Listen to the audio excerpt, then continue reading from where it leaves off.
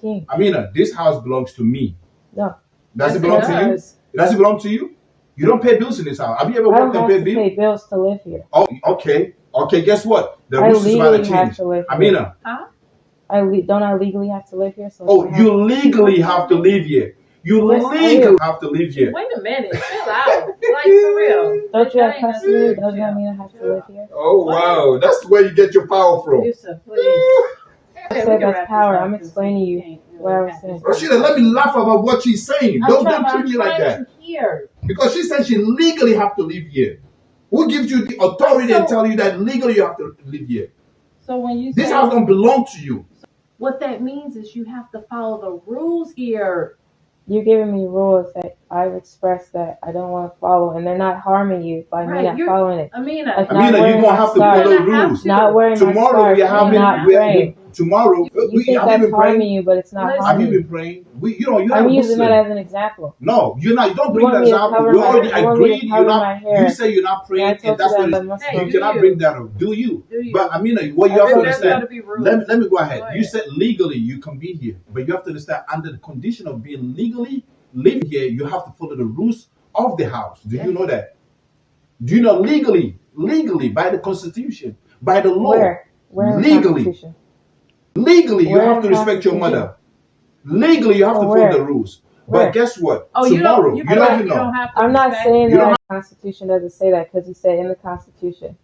Oh, you don't know the Constitution. Are you just throwing things around? You don't know the Constitution because you think the Constitution of. I do know. You think the American. No. Let me finish. Where the American Constitution because you think I follow the American Constitution? I'm talking about my Quran Constitution. I don't live by the Quran. Okay, that's what I live by, and that's what you're gonna live by. No, I'm not. Okay, so Aminah, what you have to know is tomorrow, inshallah, we're already tomorrow, but we have meeting that we actually gonna have today, and there's gonna be house rules. And the house rules will comply with everything. You have to comply with everything that we are putting forth. You have to comply with everything. So you prepare yourself today. We have a family meeting. We have a family meeting today. And there's going to be rules and everything each one of you will have to follow in this house. And that will be the rule that you have to follow. And guess what? If you don't follow it, you'll be disciplined. You're going to find out. That's one thing you don't understand. We can wrap this up. Yes, and have our yes. I don't care about anything that you were saying, Aminah. Wallahi, I don't care about anything. I don't care about it. These are child abusers who try to make people follow a religion that they don't want to follow. Okay. And then they get mad and start being abusive when they don't. Okay. So you can post that anywhere you want. Okay. I don't know what's going to happen afterwards or moving forward with that. Okay. You're a liar. Let me hold on. You grab me by my shirt and say that you pushed my hand on my back.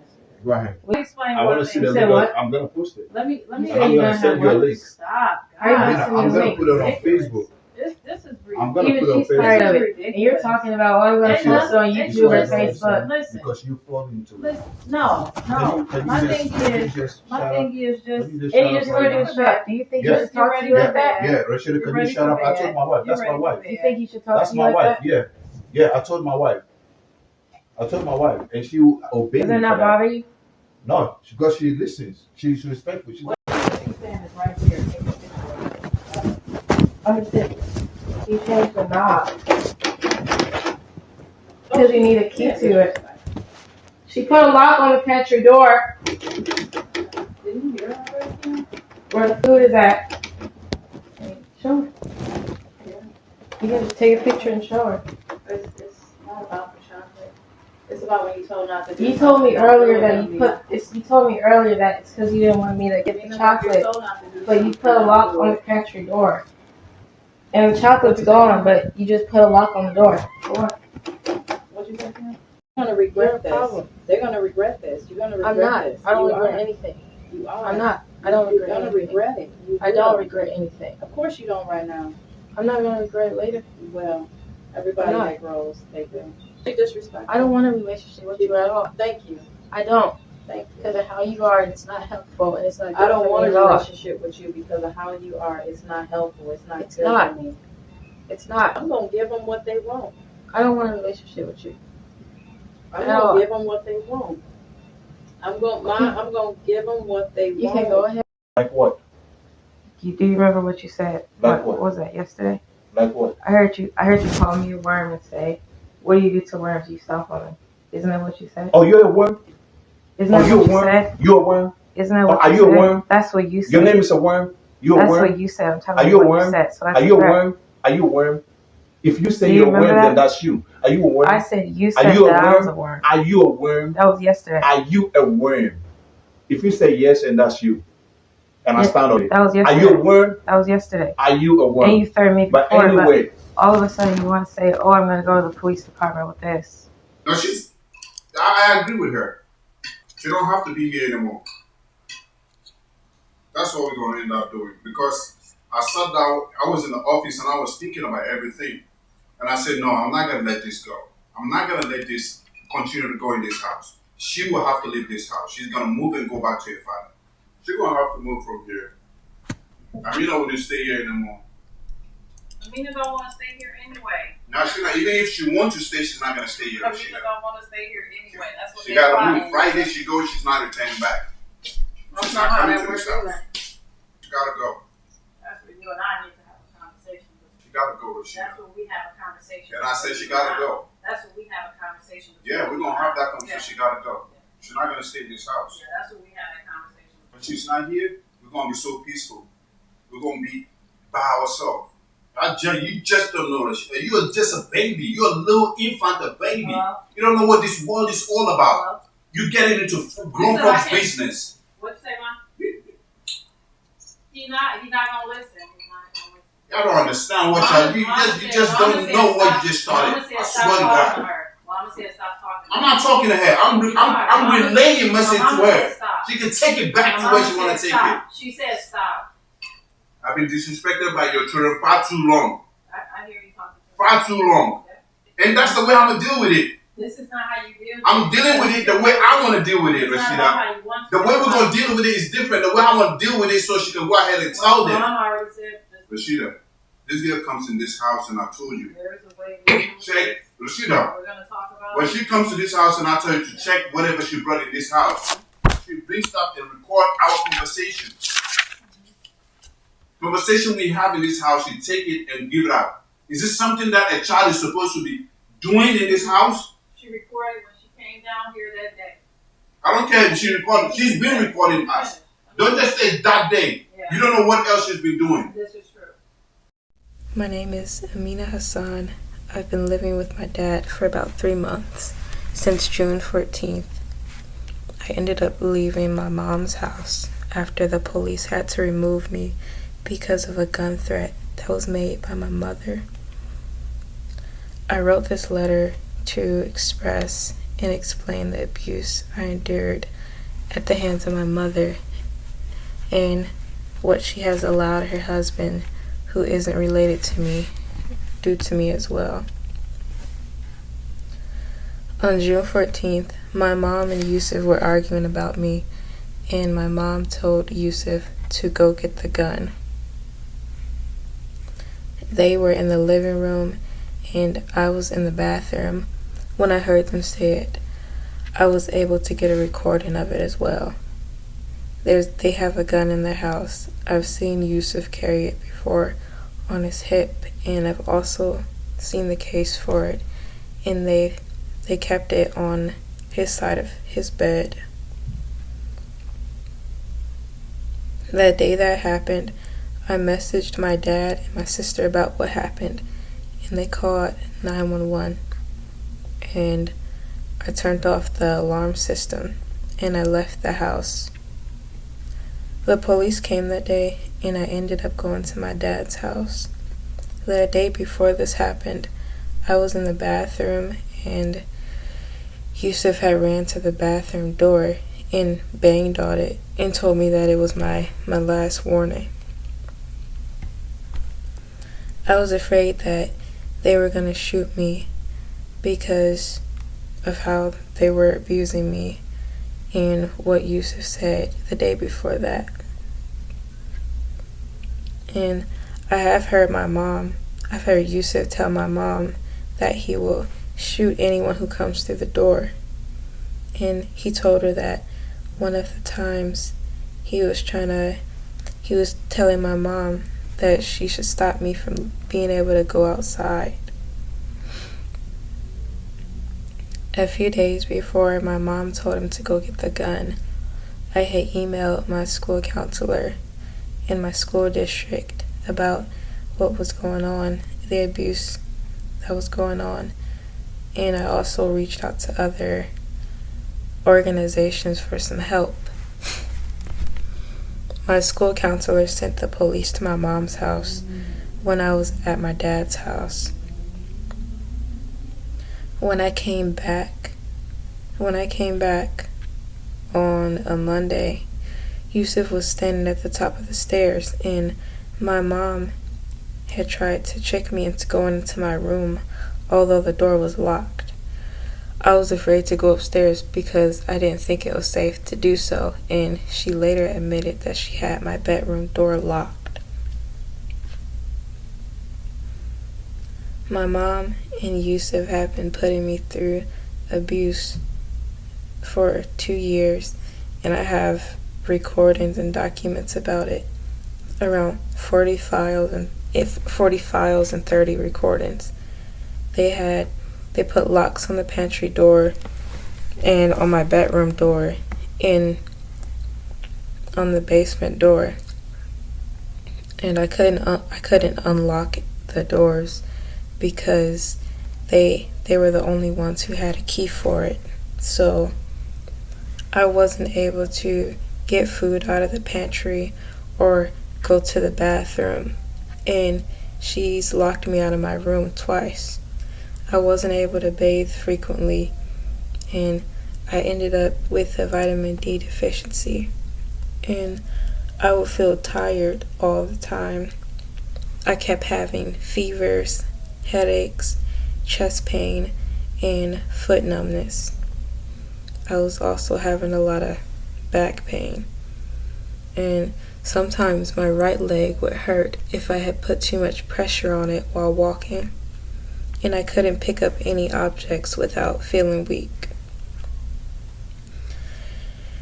And one of the clinicians at my doctor's office I had went to told me that I had some urine in my bacteria when I was tested, and that was around the time that I found out I had a vitamin deficiency. There was also a time where I had to use the bathroom, and Yussif had locked it from the inside while knowing that I had to use the bathroom. And whenever I tried to get food out of the pantry, they would yell at me. They would yell at me, tell me to put the food back, and sometimes they would take food out of the kitchen and hide it in their room or lock it in one of the other rooms. And Yussif had actually called the police on me because I was trying to open the pantry door and I accidentally broke the lock. And he called the police to our house when he found out. And that was one of the other times my mom locked me out of my bedroom.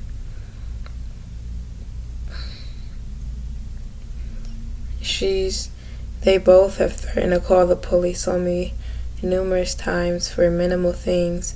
She's threatened to call the police on me because she had found out I wasn't Muslim anymore, and because I didn't wear a scarf, and because I refused to pray.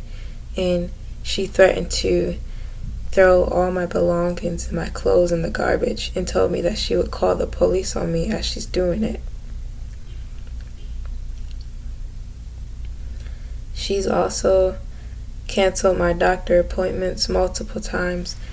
There was one time I had a toe infection and it was very painful to the point where I would be limping, and I had a doctor's appointment set to get my foot looked at, and she canceled it because I didn't wear a scarf that day.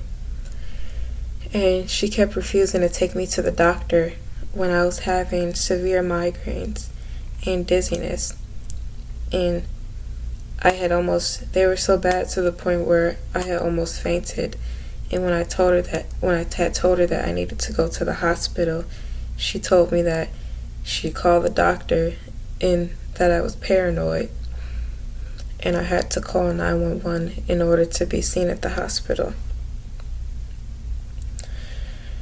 Another time, my hand turned blue and it was hurting, and whenever I told her I was worried, she'd ignore me and tell me that nothing was wrong with my hand. And with my foot, she waited months before getting a ointment that my doctor had prescribed for me. I used to also have a bad sinus issue that I had to be seen for a couple times, and my doctor had recommended my mom to use a certain medicine for me, and Yussif discouraged her from getting the medicine and told her that I had demons going up my nose and that I was possessed and therefore needed an exorcism. And she'd also tell me that she had to keep rescheduling my appointments, and it was happening so frequently to the point where it would take me longer to get looked at.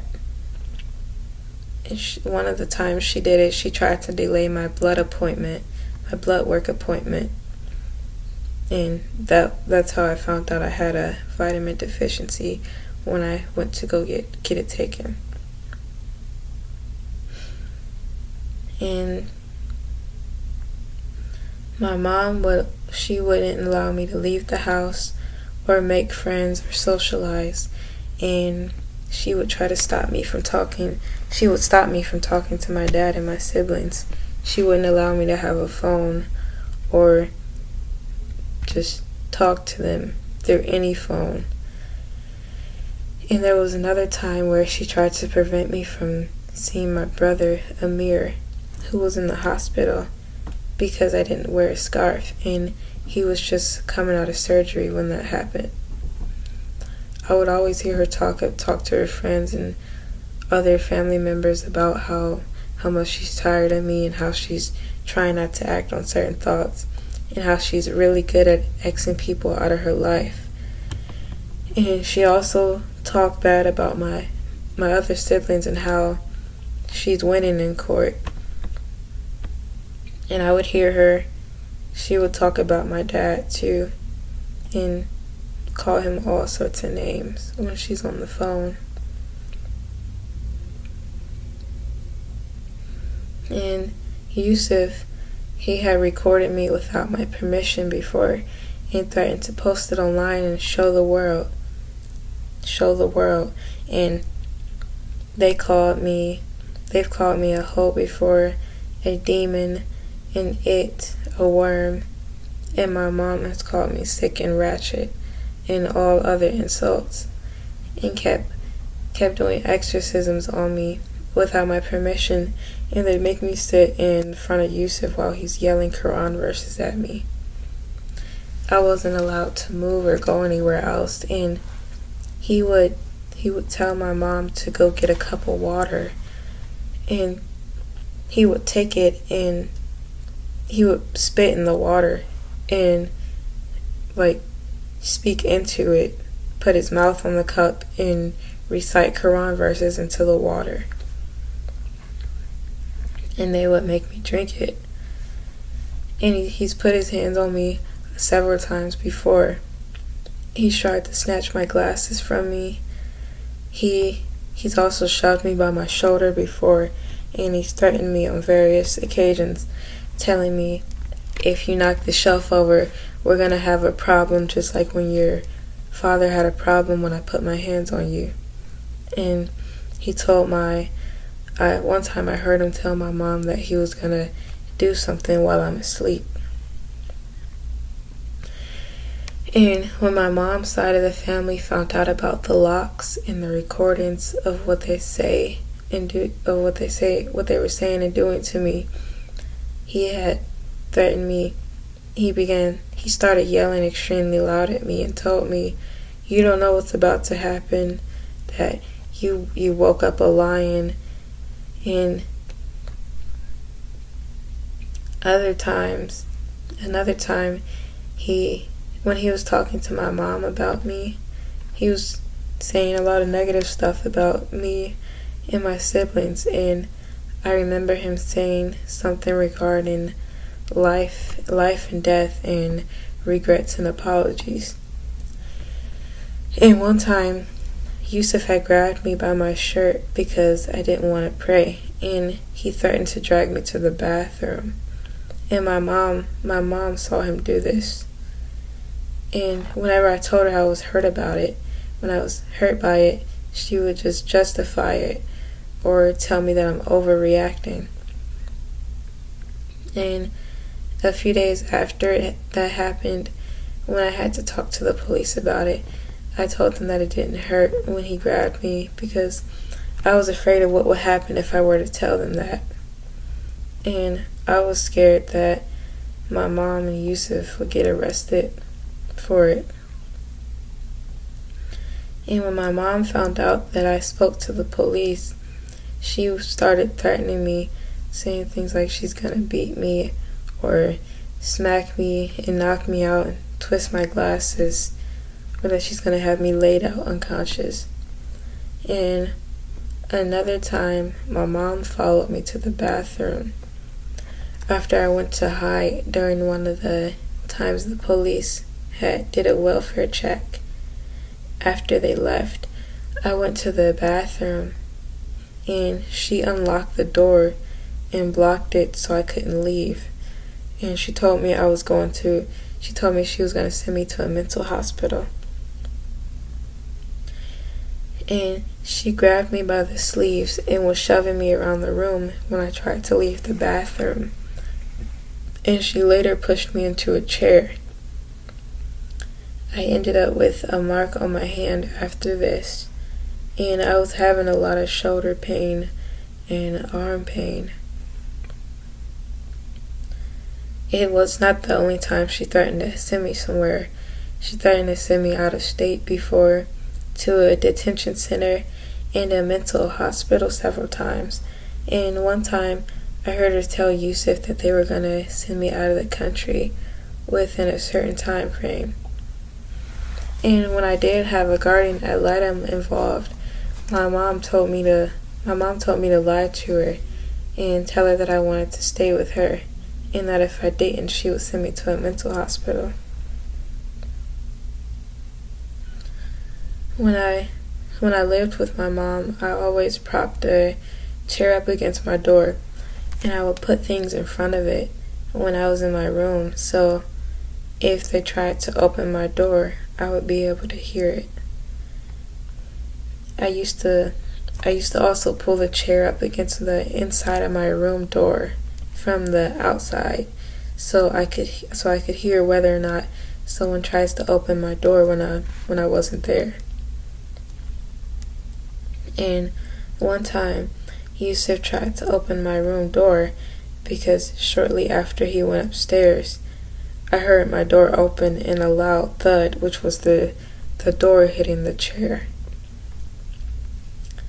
I was having a lot of trouble sleeping at my mom's house, and I was dealing with extreme anxiety, and I was failing all my courses in school because I couldn't concentrate, and I was stressed all the time. They both would stay in their bedroom and sleep for hours throughout the day, and I was mainly ignored, and the only time they would pay attention to me was when her or Yussif wanted to intimidate me or hurt me. And I had a habit of hiding in my room all the time or in other places in the house, or I would also tiptoe because I was afraid and I didn't want them to know I was moving around the house. And whenever the police got involved, or when they do get involved, my mom and Yussif lie to them and they try to make it seem as if I'm unstable or just causing problems at home. And my mom, she's always telling me that she's gonna put my dad in jail and that I won't have anywhere to live and that I won't get far in life. And when my brother Amir was dying from brain cancer in December, my mom was preventing my siblings from coming over to see him, and she kept making excuses that we had people coming over and Amir was dying and he refused to eat, and he said it was because his throat was hurting whenever he ate, and he was having a lot of memory loss issues from the tumor, and he would signal us to do things for him.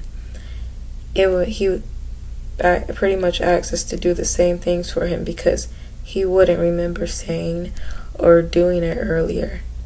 And my mom would accuse him of playing games, and she was increasingly becoming impatient with Amir and told him that she will force him to eat, and she frequently complained to him, saying that she's tired and that he's playing games.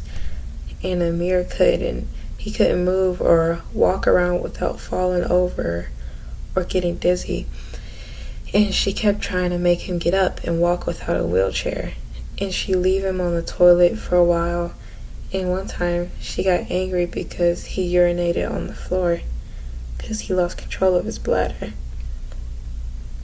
And one time when he came back from Children's Hospital, he needed help going up the stairs, but my mom and Yussif were upset that he wasn't moving fast enough. And Yussif told my mom that they should drag him up the stairs instead. And he kept complaining to Amir, saying things like, I have to work, and overall blaming Amir for having cancer or being in the condition that he was in. Let's go. Aminah can get one side, I get the other side. It's time to go. Keep your clothes closed. When you get up. You got a rope. Yeah, you gotta get up. You can't just keep sitting here. Wait, sit back down. You had a bowel movement? Sit down. Sit down. You have to clean yourself. You did not. Where's his underwear? Step into him. Put them the right way. Step into those. Okay. I'll put them in there, but I'll have them on. Go back to me. We're going to end up not sleeping, and that's not fair. If you're doing this, I'm not going to end up sleeping, your mom's not going to end up sleeping, and I have work to go later on, and now we all going to continue being sick. So you're not being fair to any of us. We're trying to help you, but you're not helping yourself. And this is not cool. This is not cool, I mean. We understand you're not feeling well, but we're trying to help you, but you're not helping any of us. What's all this? What's all this? It's not cool, Amir. So forgive me. You might be upset later on, but I'm gonna have to drive you. Well, how are we gonna deal with this? You gotta get up. He's not gonna get up, Rashida. Okay, come on here. Let's go. He's not gonna get up. He's not gonna get up. I'm telling you. You get one side, I get the other. No, but you can. If we don't drag him, how we gonna? If I say drag, not drag him in a hurtful way, but in a way we can pick him and bring him. Because if not, Okay, he will keep sitting over there. Okay, come on. Because I need to go to bed. I got work to do later on. Okay, pick him up and walk him to I've been with my dad for about almost 4 months now. I'm doing extremely better mentally, emotionally, and I'm around people that I love and who love me. And I'm also doing well in school, and I'm passing my classes for the first time in a while. And I'm able to socialize and go outside and do things that I enjoy. I still deal with having flashbacks about how my mom mistreated my brother as he was dying, and about the abuse I was going through at my mom's house. I'm not going back to my mom's house. I haven't spoken to her since I left, and I'm not going to be speaking to her, and I'm not going to be visiting her either.